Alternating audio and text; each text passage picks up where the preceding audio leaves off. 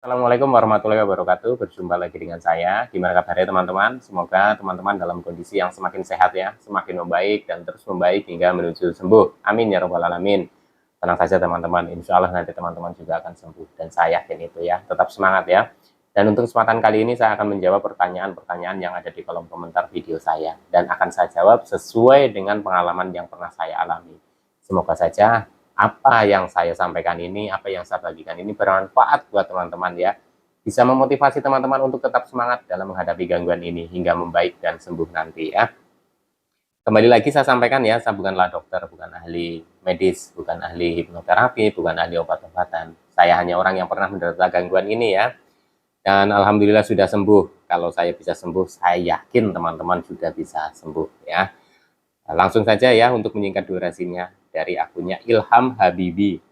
Salam sehat, semoga lekas sehat semua, amin. Kasih tip bang, kalau jalan-jalan, malam menjelang maghrib kerap keluar sensasi. Dulu abang gimana pas awal-awal keluar malam, ceritain dong bang, biar termotivasi. Oke teman-teman ya, jadi pengalaman saya ketika saya itu sudah berani keluar malamnya. Nah pada saat itu saya memang merasakan masih ada sensasi ya teman-teman, masih ada sensasi, kecemasan juga belum sepenuhnya terkendali, tapi saya sudah bisa keluar malam. Keluar malamnya saya waktu itu di kampung ya teman-teman, jadi karena memang ada undangan untuk pengajian gitu ya, ya saya nekatkan saja gitu ya teman-teman. Saya dulu itu nggak berpikir bahwa nanti kalau saya pingsan di sana gimana ya, atau nanti saya terjadi apa-apa di sana itu gimana ya. Karena waktu itu saya juga sudah mulai ini ya teman-teman ya, saya sudah mulai belajar ya, belajar untuk keluar dari rumah itu di siang hari, tapi untuk malam hari itu pengalaman pertama ya. Tapi saya juga yakinkan ya, seperti pada saat saya keluar di siang hari, saya yakinkan saja karena ini adalah momen yang mungkin bukan bukan ini ya teman-teman ya, bukan bukan nggak ada gunanya ya, tapi momen ini momen penting gitu karena saya diundang untuk pengajian gitu ya, saya itu harus berangkat gitu, dan dengan segala tekad saya itu berangkat ya teman-teman ya. Saya yakinkan pada diri saya bahwa saya nggak apa-apa, insya Allah nggak akan kenapa-napa gitu ya. Dan pada saat saya itu pertama keluar memang muncul sensasi ya teman-teman, karena memang sensasinya juga belum sepenuhnya hilang ya. Saya muncul sensasi, jadi ketika saya sudah setengah perjalanan, saya itu sudah mulai ragu ya teman-teman. Padahal dari rumah itu niatnya itu bulat sekali. Nggak apa-apa, ini nggak akan terjadi apa-apa ya. Di setengah perjalanan saya itu mulai ragu. Tapi saya yakinkan lagi ya teman-teman, nggak apa-apa, saya sudah setengah perjalanan, saya harus sampai ke tempat pengajian gitu ya teman-teman ya. Dan sampailah di sana, saya itu berkumpul dengan banyak orang ya, dengan ada yang merokok, terus ada yang apa, pokoknya di situ itu saya memang ada muncul sedikit, mulai ada kayak mau panik gitu ya teman-teman ya, udah gelisah gitu ya. Tapi saya yakinkan lagi kepada diri saya, nggak apa-apa, ini nggak apa-apa. Kemarin waktu saya mencoba keluar ya pada saat siang hari juga seperti ini. Jadi setengah perjalanan saya merasakan seperti ini. Tapi setelah saya yakinkan kepada diri saya ini nggak kenapa-napa, saya juga bisa, dan saya pakai itu di pada saat keluar malam ya. Sensasi memang ada ya teman-teman, kadang was-was gitu ya, kadang khawatir ya, terus pinginnya buru-buru selesai gitu, itu masih ada seperti itu. Tapi alhamdulillah ya, malam itu saya berhasil tanpa ada kepanikan ya teman-teman ya. Jadi untuk teman-teman nih yang mencoba keluar malam ya, usahakan keluar malamnya itu jangan yang apa namanya, yang belum bermanfaat gitu ya. Jadi kalau keluar malamnya itu sesuatu yang bermanfaat, sesekali keluar malam karena ada sesuatu yang mungkin penting gitu ya, itu saatnya untuk melatih ya teman-teman, bukan keluar malam untuk begadang atau untuk sesuatu yang nggak perlu gitu ya. Dan saya yakin teman-teman juga nanti bisa ya, latih ya teman-teman secara bertahap, insya Allah nggak akan kenapa-napa. Intinya kalau teman-teman itu nanti muncul mulai ada bibit-bibit nih mau panik atau mau cemas, teman-teman yakinkan lagi, nggak apa-apa gitu, kata Mas itu juga nggak apa-apa, tetap tenang, tetap rileks ya.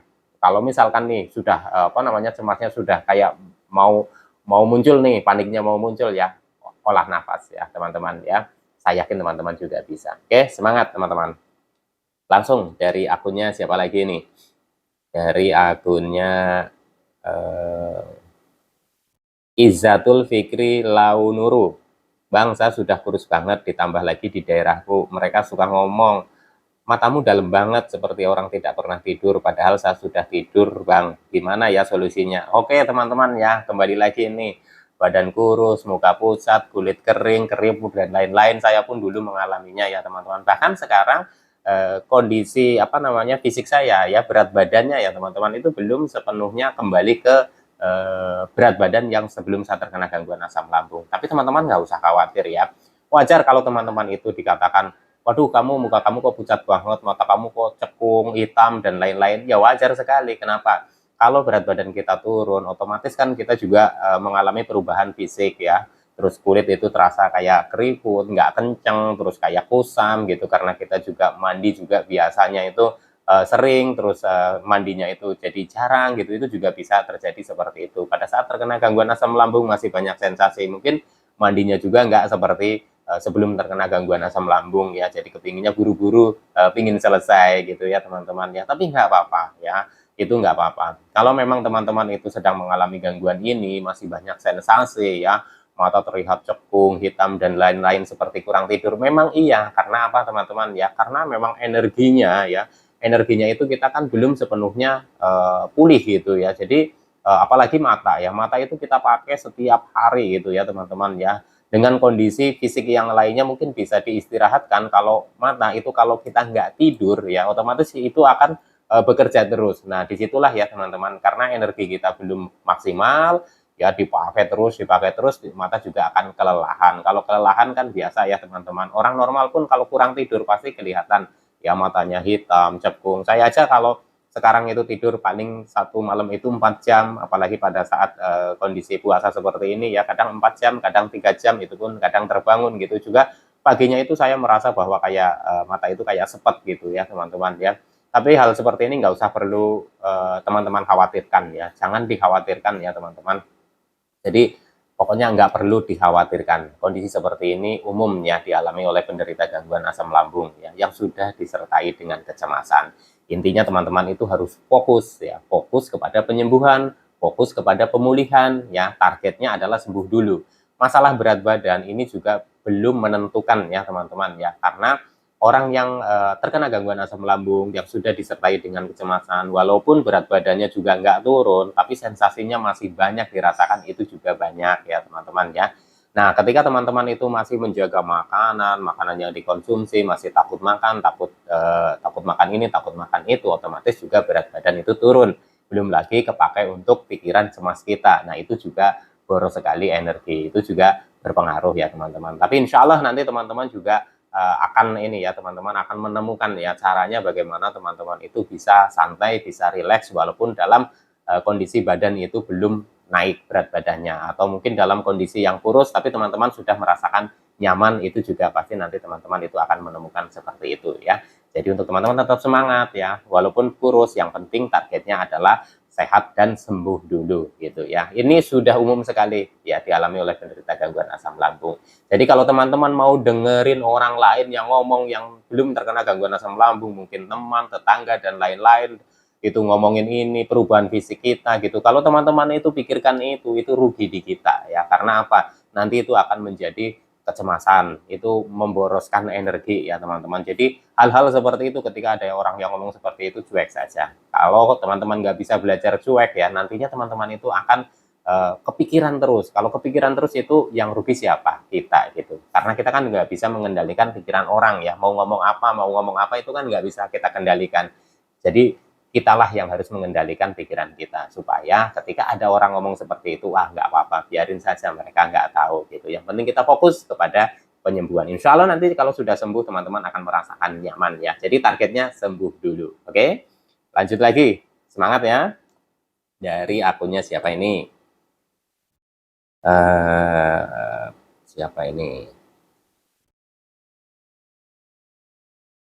Akunnya Iwan Sarnes, Mas, apakah boleh merokok kalau masih ada sensasi kelingan sempoyongan, Mas? Nah, ini ya teman-teman ya, saya akan berbagi berdasarkan pengalaman saya.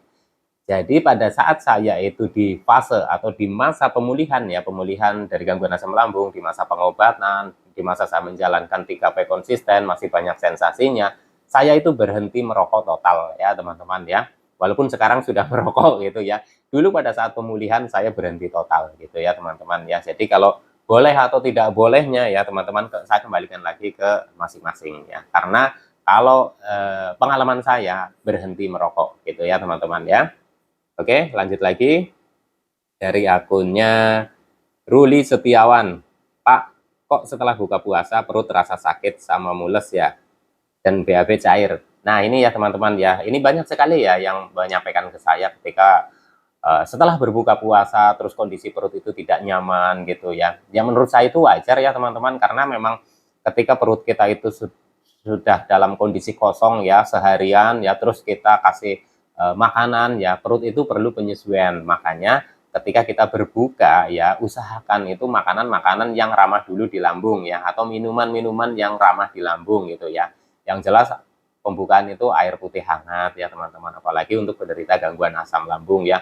Jangan es dulu atau langsung kolak atau apa gitu ya teman-teman. Saya sarankan untuk minum air hangat dulu gitu ya, pelan-pelan, santai saja, rileks saja, baru nanti kita makan makanan mungkin takjil dulu gitu ya teman-teman, yang aman ya, yang sekiranya tidak memicu gangguan asam lambung ya. Terus nanti baru makan gitu ya. Kalau sudah turun satu persatu, rileks saja, santai saja ya. Karena untuk berbuka puasa setelah perut kita itu kosong seharian, terus kita kasih makanan, otomatis perut juga perlu penyesuaian, dan di masa penyesuaian itu pasti akan ada sedikit sensasi-sensasi yang muncul gitu ya. Itu pengalaman saya seperti itu. Oke teman-teman ya, semangat ya, jangan takut. Lanjut lagi nih ya, dari akunnya Sigit Gangsar Laksana. Kemarin nyoba makan gorengan pas buka, sekarang nafas lagi agak nggak plong, terus susah sendawa mas, gregetan mas. Alhamdulillah puasa lancar, sensasi paling habis buka agak begah mas. Semangat terus, semoga yang sedang merasakan cepat sehat kembali, cemas hilang total dan happy kembali, amin ya. Jadi gini ya teman-teman, kalau teman-teman sudah merasakan kondisinya mungkin ya sudah mulai membaik nih, sudah enak, biasanya memang kita itu kilaf gitu ya teman-teman. Kilaf kenapa gitu?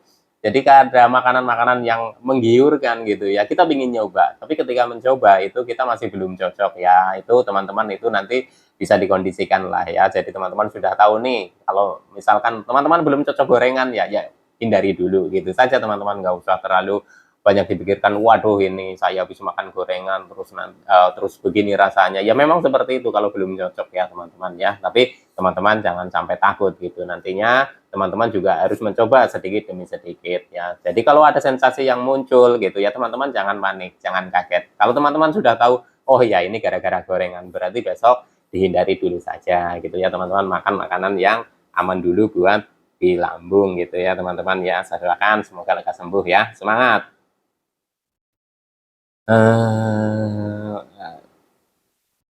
Lanjut lagi dari akunnya Madin Firman. Blitar hadir masih. Asam lambung dan mah kronis apa sama masih? Nah ini ya teman-teman, untuk mengetahui asam lambung, gangguan asam lambung atau asam lambung dan mah kronis apa sama masih, nah ini perlu konsultasikan ke dokter ya teman-teman ya. Gangguan asam lambung dan mah kronis itu ya kalau menurut saya orang awam gitu ya hampir-hampir sama ya teman-teman ya.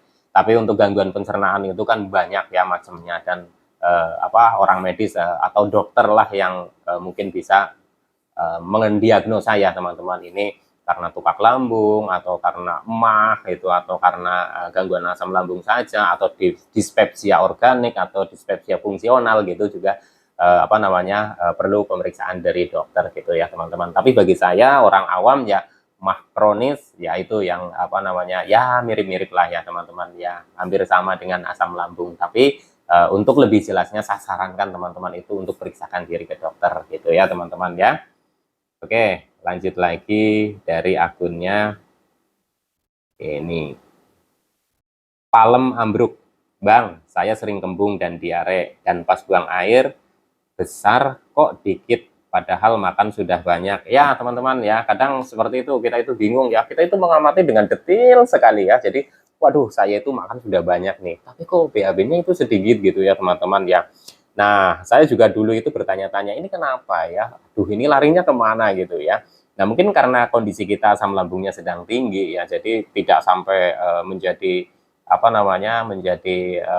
BAB gitu ya teman-teman ya. Jadi sudah terlumat oleh asam lambung, itu mungkin bisa jadi. Tapi untuk pengamatan medisnya yaitu dokter mungkin yang lebih tahu ya. Tapi saya dulu pun juga mengalami hal yang sama seperti itu, nggak usah khawatir ya teman-teman ya, nanti juga normal lagi kok. Saya dulu juga sama bingung seperti itu. Hal seperti ini nggak usah dibingungkan ya teman-teman ya, karena memang kebanyakan juga mengalami hal yang sama seperti itu ya.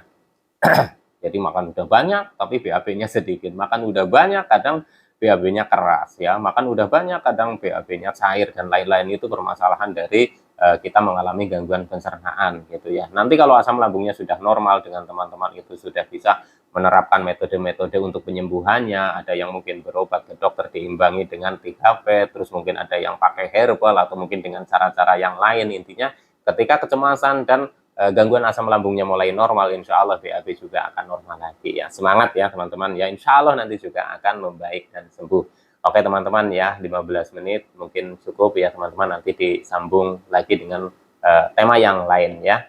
Intinya teman-teman tetap semangat ya, gangguan asam lambung ini bisa sembuh kok. Jadi teman-teman saya yakin juga bisa sembuh. Tetap semangat. Wassalamualaikum warahmatullahi wabarakatuh.